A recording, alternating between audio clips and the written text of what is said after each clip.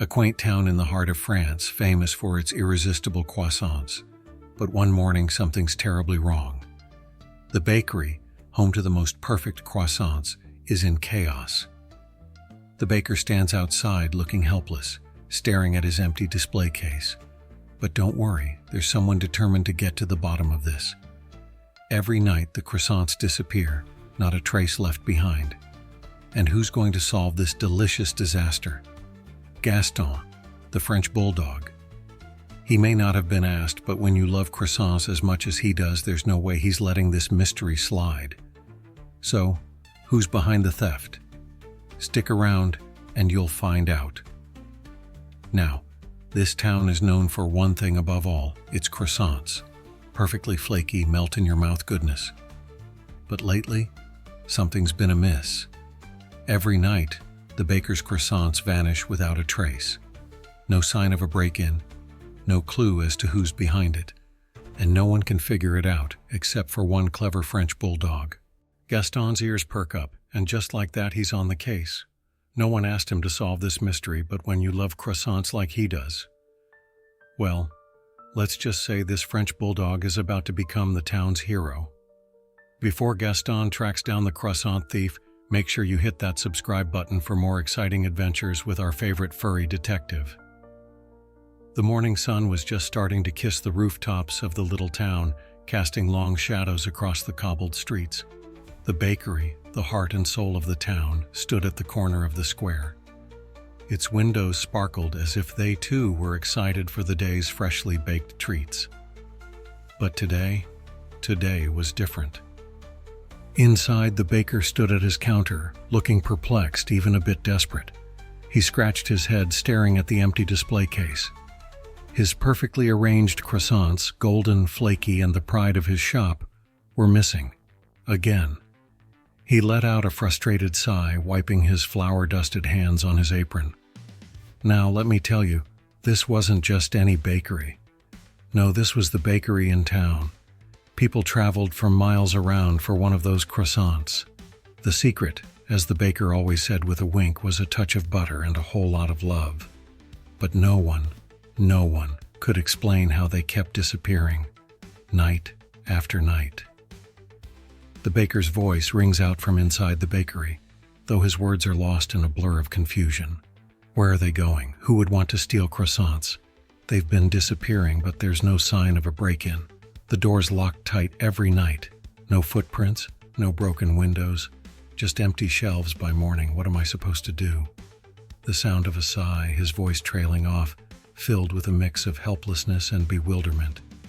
And that's when Gaston, our hero, heard it. The one thing he couldn't ignore. The word croissants hung in the air like the smell of fresh bread, irresistible and calling to him. Gaston's ears perk up as he stands just outside, hidden behind a flower pot, tail wagging eagerly.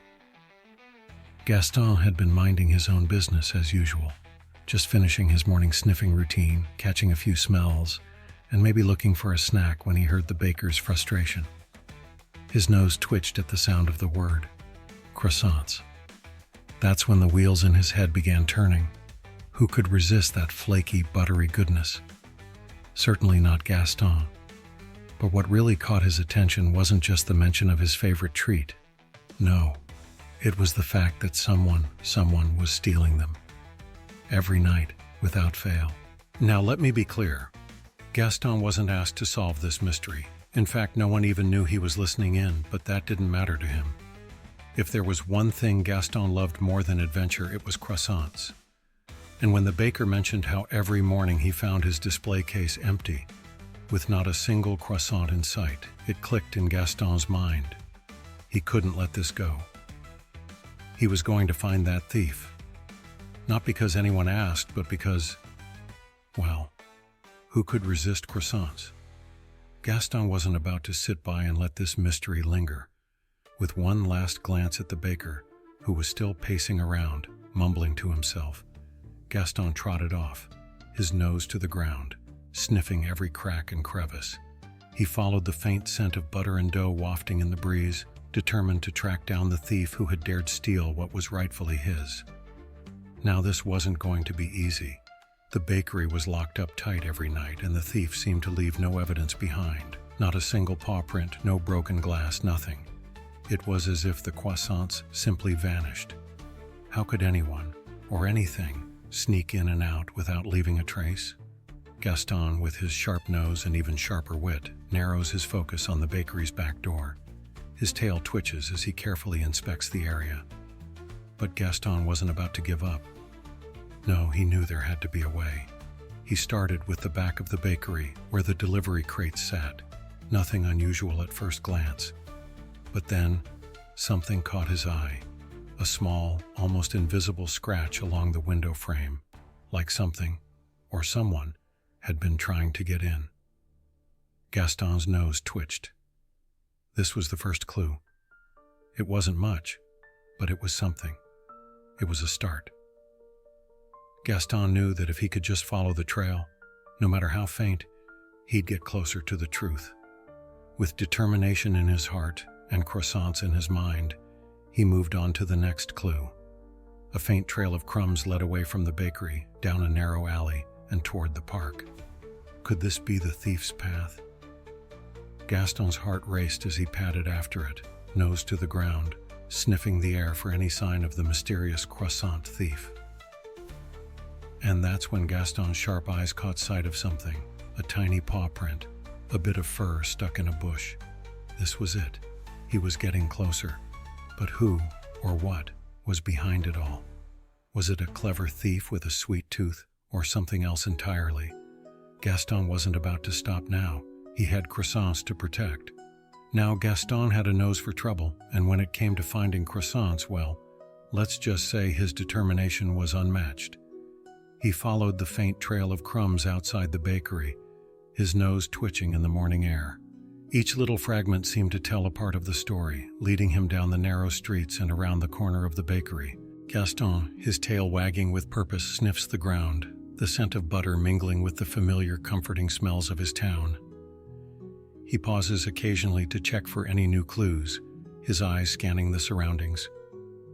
The trail wound through the town like a breadcrumb path, and Gaston was hot on its scent. It led him to the alley behind the bakery, where Maurice, the scruffy alley cat, was sunbathing on a low wall. Maurice was always there, lounging in the sun, looking like he was too good for anything, especially croissants. Gaston squints up at Maurice, who lazily opens one eye and yawns, showing no interest in the investigation. Maurice was known for his aloofness, a cat of few words and even fewer interests, except for maybe napping in the sun and swatting at passing flies. But Gaston wasn't fooled. The trail of crumbs continued past him, not leading into the alley but out toward the open square. He didn't sense that Maurice was the culprit, but the way he watched him, half-closed eyes, seemed suspicious in its own right. Maybe he knew something. Gaston huffs and moves on, tail held high, but not without giving Maurice one last glance. No, Maurice wasn't the one stealing croissants. He wouldn't even touch one if it fell into his lap. But could it be someone else? Could someone else be after those delicious pastries? The trail of crumbs led him further out toward the park, a few hundred yards from the bakery. Gaston's ears perk up, sensing something in the air. As he passed a large oak tree, he saw them, a group of birds hopping around, pecking at crumbs. They had to be the ones, right? But no. As much as he loved a good mystery, Gaston knew birds didn't steal croissants. They were just here for the leftovers, pecking away at the crumbs like they had no care in the world. They weren't the culprits either. Gaston sniffs around, his paws kicking up bits of crumbs, but finds nothing particularly unusual. He turns his attention back to the trail, which now leads him deeper into the park. Gaston's sharp eyes spot a few familiar shapes, a family of raccoons rummaging through trash bins near a small wooden shed. The raccoons had always been troublemakers. Known for sneaking into garbage cans, they were notorious for causing a ruckus in the park. But could they have a taste for croissants? The raccoons. Yes, they seemed like the type who would go after anything, and croissants, well, they were irresistible, weren't they? Gaston watched the raccoon family, his eyes narrowing as he carefully considered the possibility. Could one of them be sneaking into the bakery at night, snatching up every croissant in sight? Gaston's eyes widen in sudden realization as he watches the raccoons scurry around. He starts to circle the area, sniffing eagerly at the trash bins, but nothing. Not a single croissant, just stale bread, half-eaten fruits, and an empty pizza box. He checks the edges of the park, under the trees, but again, nothing to suggest the raccoons were involved. It was as if they weren't interested in pastries at all. Maybe Gaston was wrong. Maybe it wasn't the raccoons. Maybe it was the birds after all. Or perhaps that scruffy cat Maurice. But wait, Gaston wasn't giving up. Not yet. He was too close now. Gaston takes a dramatic pause, his nose twitching furiously as he scans the surroundings. He sniffs the ground again, his head tilting in thought. He circles back to the bakery's back door, where the trail started. He slows down as he reaches the corner, where he notices something peculiar, a tuft of fur caught in the air vent near the bakery's wall. Gaston's heart leaps. This wasn't just any fur. It didn't match anything he'd seen so far. This was new, and the fur wasn't from any of the usual suspects. It didn't match Maurice's sleek orange coat. It didn't look like the raccoon's coarse fur, and it certainly wasn't from any of the birds. No, this was something else. Something sneaky, something unusual. Gaston, with a sense of urgency now, begins to follow the scent of the fur. His nose leads him further out of the town, away from the bakery, beyond the park, toward the edge of the town. His paws click along the old dirt road as he heads toward the forest, a dark, mysterious stretch of trees that no one ever ventured into unless they had to. Gaston, however, was on a mission. He had no time to turn back now. And there it was at the edge of town, the forest, dark, quiet, and full of secrets. A place where things were known to lurk, especially when it came to sneaky creatures like the one Gaston was tracking.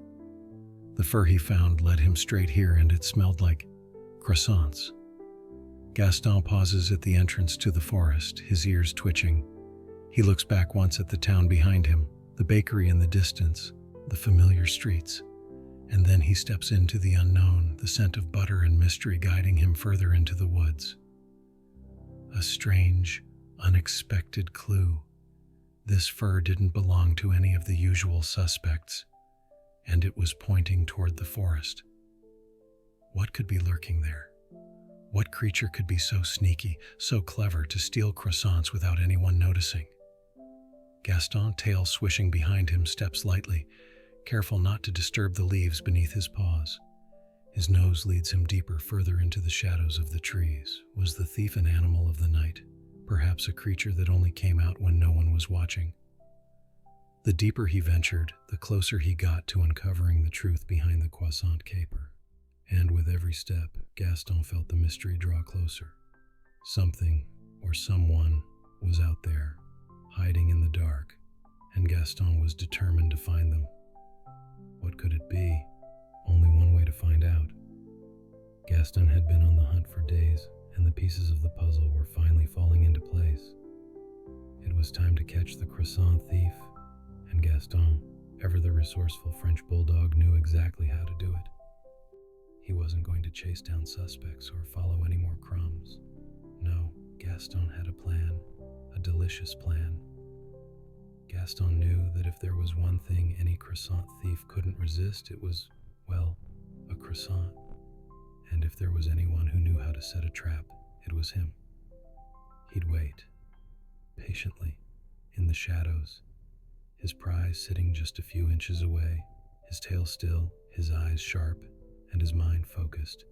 No thief could slip past Gaston's watchful gaze. That night the air was cool and quiet, the kind of night where even the slightest sound echoed through the empty streets. The bakery was closed, the lights dimmed, and the town settled into its usual nighttime silence. But in the shadows, Gaston waited, ready for anything. Then, just as the clock struck midnight, something moved. A soft, slithering noise came from the bakery's air vent, a noise Gaston recognized all too well. The thief was here. Gaston's ears perk up as he hears the familiar sound of claws scratching against metal. His eyes narrow and his nose twitches in anticipation. He takes a deep breath, steadying himself. The thief was coming for the croissant, just as Gaston knew they would. The thief crept through the old air vent, unseen and unheard, making its way into the bakery. Gaston, his muscles tensed, his eyes locked on the air vent, knew that this was the moment he'd been waiting for. As the thief slowly approached the croissant, Gaston held his breath. Suddenly, a small furry creature emerges from the shadows, a ferret, its beady eyes glowing in the dim light.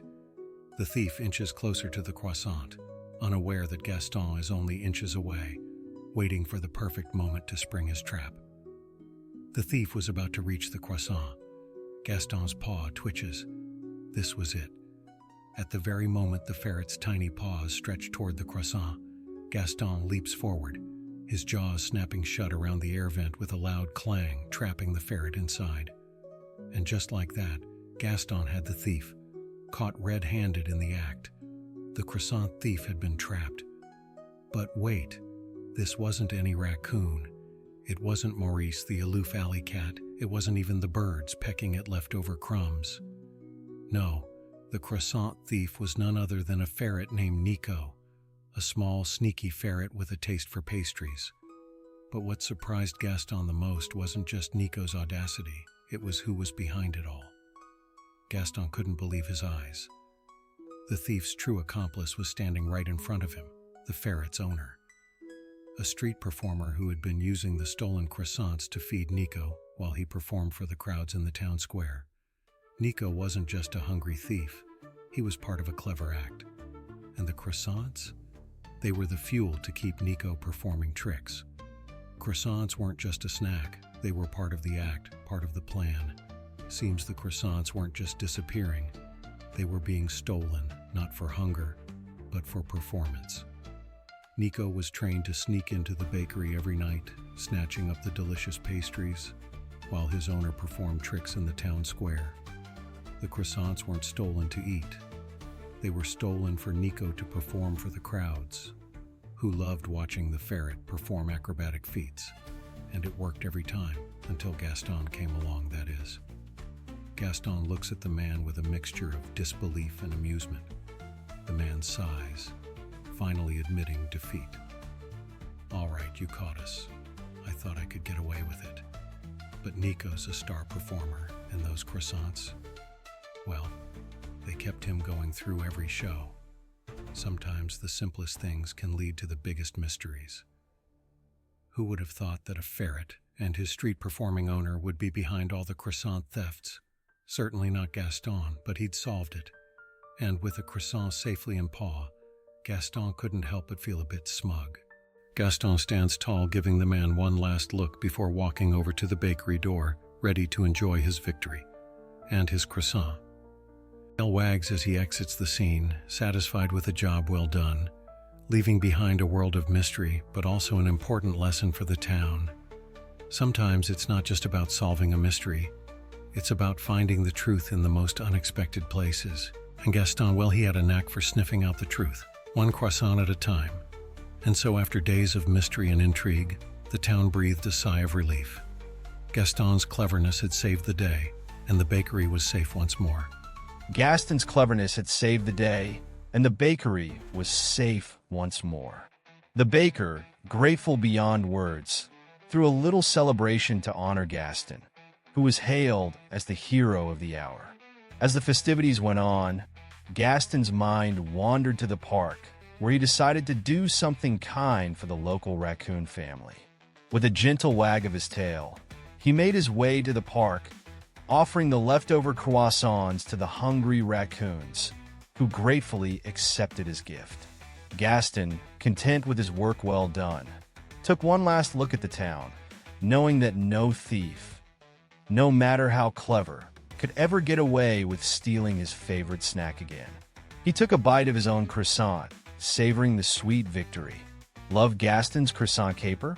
Don't forget to subscribe for more thrilling adventures. See you next time, Mon ami.